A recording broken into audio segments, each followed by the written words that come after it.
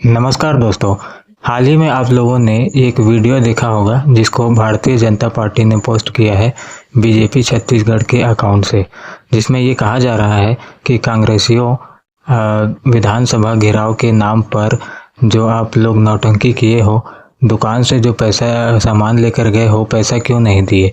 और ये भी कह रहे हैं कि खैर जिसके पार्टी में भ्रष्टाचार भरा हुआ है वो यही तो करेगा। तो मैं इसमें बोलना चाहूँगा भारतीय जनता पार्टी को कि किसको तुम भ्रष्टाचार बता रहे हो। हाँ, भ्रष्टाचार तो खुद तुम्हारी पार्टी पूरा भ्रष्ट है। 2024 के चुनाव में ही देखा गया है। तुम लोग बाकायदा उतना ही बड़े संसद में बैठ करके एक कानून बनाए थे, वो भी कानून किसके संरक्षण में, संविधान के संरक्षण में तुम लोगों ने कानून बनाया, वो भी लूटने वाला। शर्म करो रे नंगे लोगों। तुम लोगों ने कौन सा कानून बनाया था? संविधान के अनुच्छेद 19A को टारगेट करके, मतलब उसी के संरक्षण में तुम लोगों ने कानून बनाया और लूटपाट किया, चंदा दो धंधा लो का मॉडल चलाया। वो तो सुप्रीम कोर्ट ने इसको जांच किया और पता चला तुम लोगों ने तो पूरा बैंक तक को खरीद लिया था। SBI तक डाटा देने से इनकार कर रहा था। अभी क्या हुआ छत्तीसगढ़ में? जब तुम्हारी सरकार आई, सरकार आते ही दारू भट्टियां खोली गई, हसदेव जंगल काटा गया।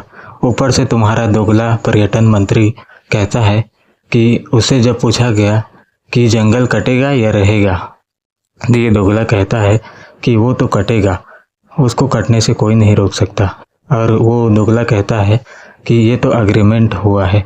मैं उस दोगले से पूछना चाहूँगा, अरे दोगला भड़वा, एक किसने एग्रीमेंट दिया है तेरे को?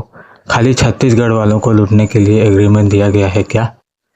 हाँ, भारतीय जनता पार्टी वालों, तुमने तो बाकायदा संसद में लूटने का कानून बना दिया। तुमसे बड़ा भ्रष्टाचारी कौन हो सकता है? दूसरी पार्टी को बोलने से पहले अपने लोगों को देखना चाहिए।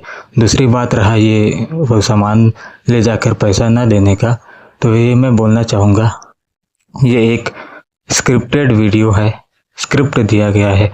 और ये जो दोगला है रिपोर्टर भारतीय जनता पार्टी का, ये साला भड़वा ने स्क्रिप्ट दिया होगा। और क्योंकि इनको राजनीति करना आता है और राजनीति कर रहे हैं। और दूसरी बात ये रही कि जनता लोगों से मैं पूछना चाहता हूँ कि आप लोगों ने देखा होगा कि आम आदमी झूठ बोलता है, मैं भी झूठ बोल सकता हूँ, ठीक है।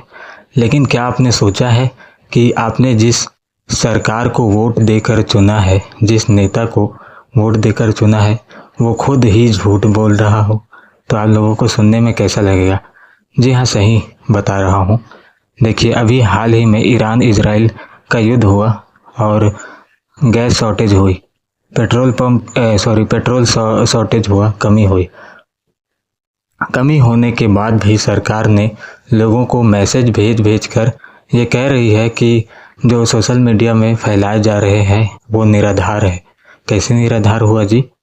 ऊपर से आधिकारिक रूप से मैसेज भेज रहा है इंडियन ऑयल कंपनी, बताइए। दूसरी बात ये है, जब लोगों ने इसके बारे में सोशल मीडिया में बोला तो हजारों की संख्या में ट्वीट आई, ट्विटर में ट्वीट किया गया, वो भी सेम स्क्रिप्ट, सेम सब कुछ। तो बताइए, अगर हजारों की संख्या में लोग बोलेंगे सेम बात, तो क्या इससे क्या पता चलता है? मान लीजिए मैं अंधा व्यक्ति हूँ, मुझे दिखाई नहीं देता है, आप लोगों को तो दिखता है ना, दोनों आँख आप लोग का खुला हुआ है ना, दिमाग तो होगा। ये सोचिए आप खुद से कि सेम स्क्रिप्ट कोई लिखेगा जी, सेम स्क्रिप्ट।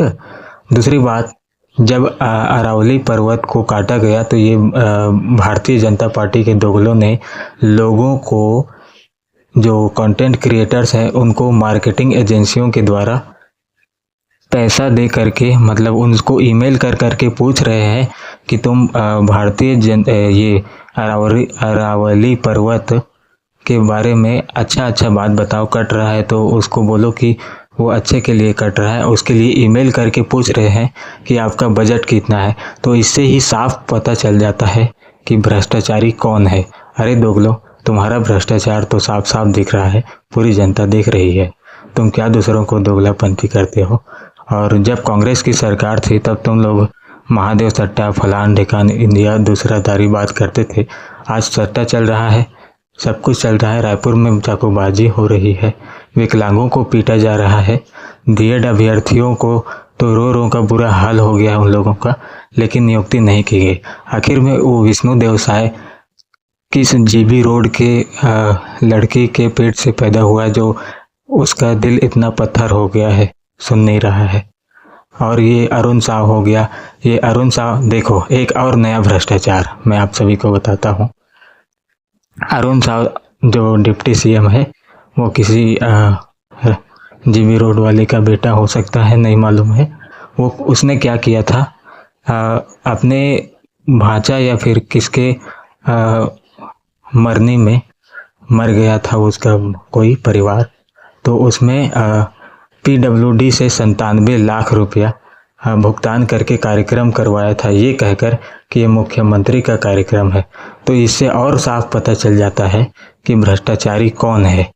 और ये अरुण साव के घर में कोई और मर गया रहता तो मेरे को बहुत अच्छा लगता। अरुण साव ही क्यों नहीं मर गया, उसके सिक्योरिटी वाले क्यों नहीं लात मार के भगा दिए, मुझे ये समझ नहीं आया। आखिर ये नेता लोग हमारी ही पैसा खाकर हमको कहते हैं, पीटते हैं और हमको गालियां देते हैं। दूसरी बात, ये गौ रक्षा की बात करते हैं। अभी हाल ही में नरेंद्र मोदी 75 साल का बुढ़ा वो ओमान में जाके हलाला सर्टिफिकेट में साइन किया, और वहाँ ये सुधांशु त्रिवेदी, ये नेता ब्राह्मण है, ये क्या कह रहा है कि उत्तर भारत में जो गाय खाया जाता है, दक्षिण भारत वगैरह में, वो गाय नहीं है, वो मिथुन है। तो मैं ये बोलना चाहता हूँ सुधांशु त्रिवेदी को कि सुधांशु त्रिवेदी जी, आपकी माँ से जो कन्या जन्म ली है वो आपकी बहन नहीं है।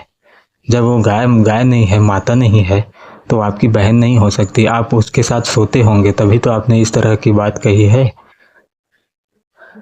ये बात है साथियों, आप देख सकते हो कितना बड़ा। दूसरी बात, उसमें बड़े बड़े जो तथाकथित हिंदू संगठन वाले चुप हैं, जो आज नारा लगा रहे हैं कि गौ माता को राष्ट्र माता घोषित करो, घोषित करो। वाह, ऐसा होता है जी? भाजपा के दगलों, तुम लोगों ने रेलवे बेचा, एयरलाइन बेचा, सब कुछ बेचा। कम से कम माँ को तो छोड़ दो कि उनको भी बेच दोगे। अरे इतना भी मत दोगला हो जाओ रे।